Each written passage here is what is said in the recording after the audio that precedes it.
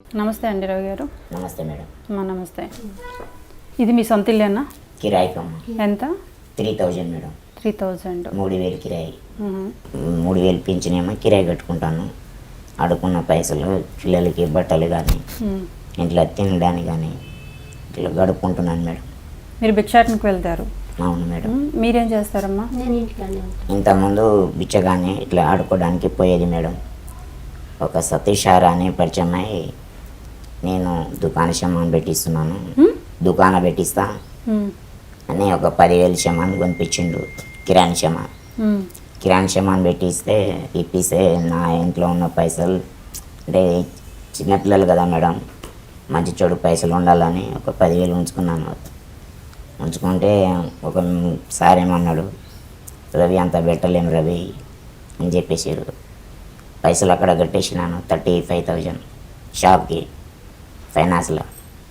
తర్వాత సార్ ఏమన్నాడు, రవి అంత పెట్టలేము రవి నీ ఇష్టం ఇప్పుడు అనగానే పైసలు కట్టిన పైసలు మళ్ళీ రాదని, అక్క ఇప్పుడు 35,000 ఇచ్చినావు కదా డబ్బాకు, సరే అదే ఫైనాన్స్ చేయించుకో నేను కట్టేస్తా రోజు రోజు ఎంత వస్తుందో అని చెప్పి ఇట్లే ఉంచుకున్నా మేడం. ఆ షాపు పైసలు కట్టుకున్నా తీసుకున్నా. షాప్ తీసుకున్నాను. తీసుకోగానే 35,000 తీసుకున్నాను. తీసుకోగానే రవి అంత పైసలు మేము కట్టలేమని నాతో చెప్పారు. మళ్ళీ షాప్ నడిపారా? 1-2 రోజులేనా? 5 నెలలు నడిపినా మేడం. ఆ డబ్బా వాళ్ళ ఫైనాన్స్ కిందనే తీసుకున్నారు. ఇప్పుడు ఖాళీగానే. సరే, అది ఓకే. మీరు ఎందుకు ఏ పని చేయట్లేదు?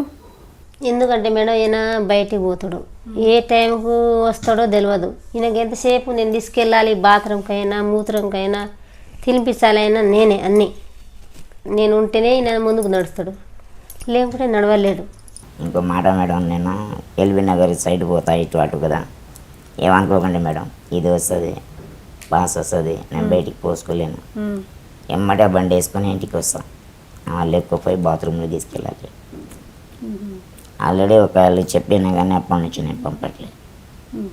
ఆయనకి స్నానం చేయించింది నువ్వే అన్న అన్నారు. నేనే సార్ అనగానే సర్లే అమ్మ అని చెప్పేసి నెక్స్ట్ రోజు నుంచి ఏమొద్దమ్మా ఎరు వాళ్ళకి పెట్టుకున్నారు. అంటే మీకు పనులు చేస్తుంది మీ ఆవిడని, మీ పనులు చేస్తుందని వాళ్ళ ఇంట్లో పని మానిపించేశారా ఏమ్మా?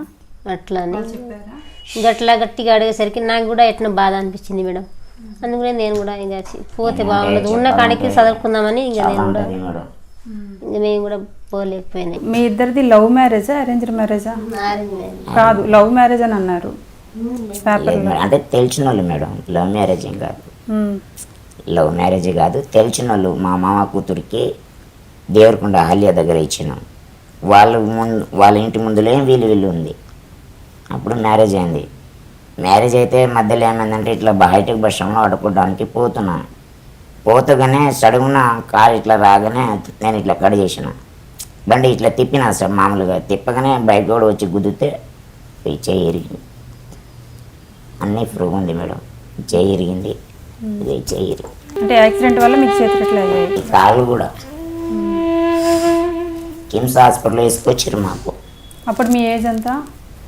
అప్పుడు నాకు యాక్సిడెంట్ అయ్యి 15 సంవత్సరాలు అయింది మేడం. మీకు పెళ్ళి ఎన్ని ఏళ్ళు అయింది? 20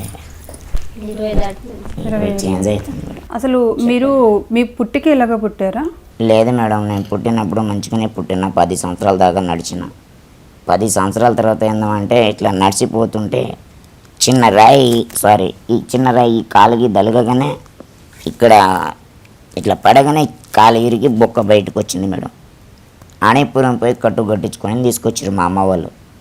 మంచిగా నడిచిన, మళ్ళీ ఇట్లా పడ్డా, మళ్ళీ అట్టే చేతు సూది లేపి చేతుల్లో కాళ్ళు పట్టు లేకుంటే అయిపోయినా. ఇవాళ మామూలుగా అనుకోకండి మేడం, నేను కూడా కొడుకులాట. ఇవాళ బాత్రూమ్కి పోవాలంటే అవన్నీ నీళ్ళు పోస్తే ఇట్లా కడుక్కోవాలి వచ్చింది మేడం. ఓకే, ఇవాళ అయితే సరిపోయింది.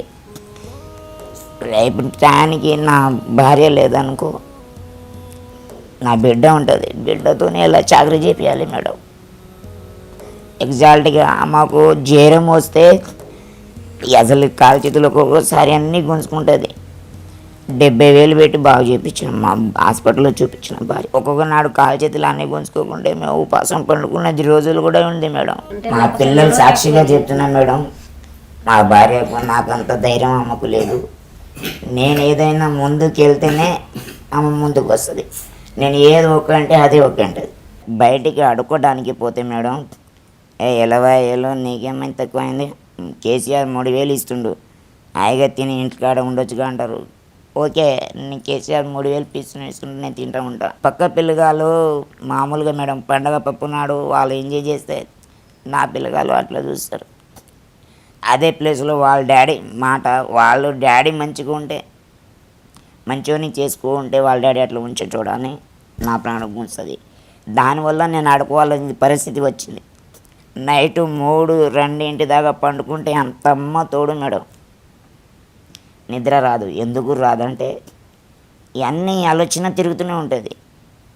ఎలా జీవించాలి, ఎలా బతకాలి, నా పరిస్థితి ఎందుకు వచ్చింది ఇట్లా. నిజంగా చెప్తున్నా మేడం, భార్యతోని ఒకసారి సూసైడ్ చేసుకుందాం అనుకున్నా, విషయం తాగి చచ్చిపోవాలనుకున్నా. కానీ నేను లేకపోతే వాళ్ళ పిల్లలు ఉండరు, ఇవ్వకు అంత ధైర్యం లేదు బతకడానికి. మేడం నాతో ఉన్నమో ఇప్పుడు చెప్పిందండి నిజమే మేడం. అయ్యో, నేను అబద్ధం నేను అనుకోను. ఎందుకంటే ఇప్పుడు చూశారు కదా మీ పరిస్థితులను చూసే మేము అబద్ధం అని ఎప్పుడు ఎవరు అనుకోరు. మేమైతే రేషన్ ఇస్తామో తీసుకోండి, సరేనా? థ్యాంక్ యూ అమ్మా.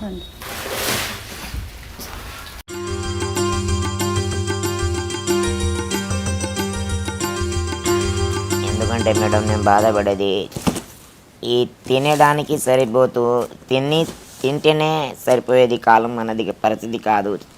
ఓకే అమ్మా, ఇందులో అన్నీ ఉన్నాయి, కిరాణా సామాన్లు, సోపులు అన్నీ ఉంటాయి. ఓకే, చీర తీసుకోండి అమ్మా. ఓకే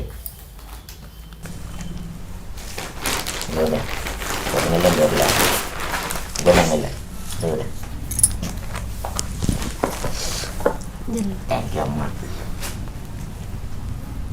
ఈ బట్టలన్నీ నీకే. తల్లి లెక్క వచ్చి మాకు వాడుకుంటున్నాం అమ్మా, చాలా కిరీటం. రే బిందు, ఈ బట్టలన్నీ నీకే. పట్టుకోండి. బెడ్షీట్ తీసుకోండి. పర్లేదులేండి. ఓకే రవి గారు, నేను మీ ఫ్యామిలీకి 10,000 రూపాయలు ఇస్తున్నాను, తీసుకోండి, పట్టుకోండి.